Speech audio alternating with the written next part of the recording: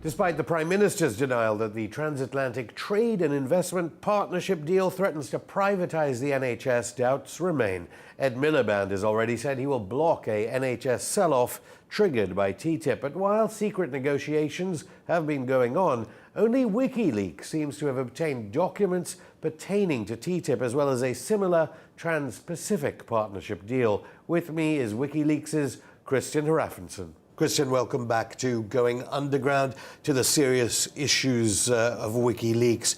TTIP, it's finally becoming a big issue here in Britain after Ed Miliband said that the National Health Service would be opting out of any privatization of healthcare that TTIP would mean. What has WikiLeaks discovered about these secret negotiations? Well, I mean, we have published chapters of both the negotiations of trade and service agreement with 50 nations across the Atlantic and the EU and the USA, and of course the Pacific side of the same sort of structure, the Trans-Pacific Partnership Agreement. What we see in these agreements are the same sort of principle which spring up, the neoconservative ideal of deregulation, of privatization, and the creation of a supernatural body that can actually enforce nations to comply to these ideals. So a large company could actually sue Great Britain or any other nation to comply with taking back measures which are trying to be set forward to protect, for example, the NHS. But the Prime Minister here has been very clear to say this is overblown, these are exaggerations. I know that WikiLeaks is very keen to stress the role of trade advisors, as they're known, although WikiLeaks says trade advisors can mean something very different. Well, I mean, these are called free trade agreements, but they are anything but about free trade. This is about the interests of large corporations. They totally rule these agreements according to the draft documents that we've had and that we have leaked and published. And these are, and for example, tribunals that I mentioned, the supernatural one, are going to be packed with corporate lawyers who will dictate how these trade agreements will be enforced. Do you think WikiLeaks can take credit for raising the profile of TTIP? Because it certainly wasn't in the mainstream media, obviously anonymous as well. New documents presumably could raise the profile of these secret negotiations, after all.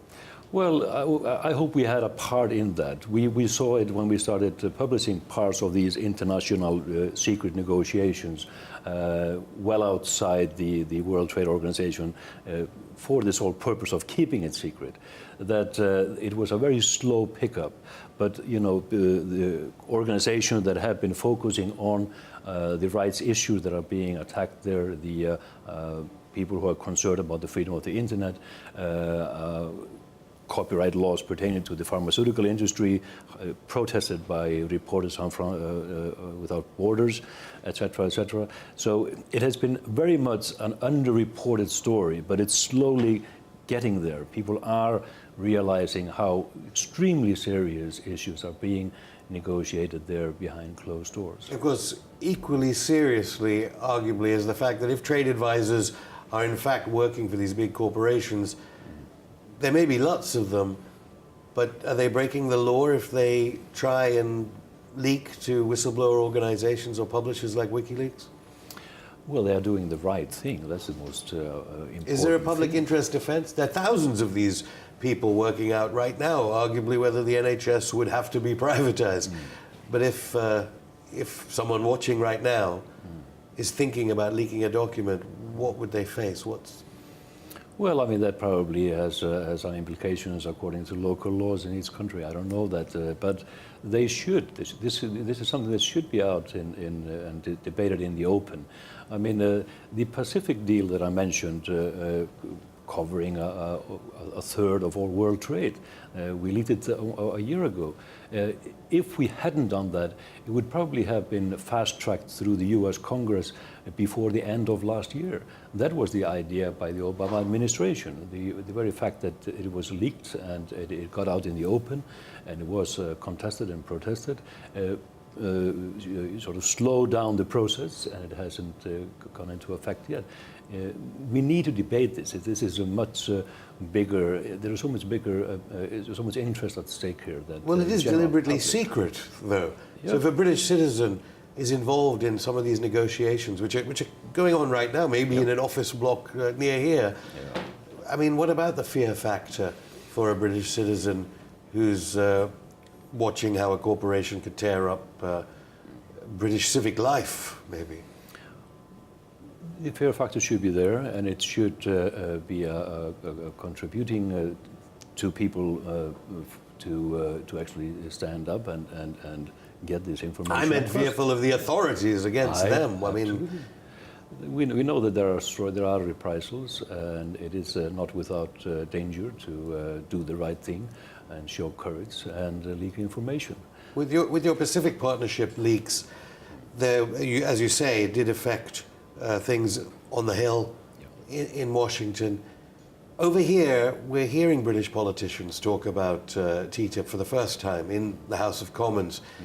How sure should we be that they're not just saying, right, we're aware of it now, we're reading WikiLeaks, we're going to do something about it, but actually the negotiations... I wouldn't trust that.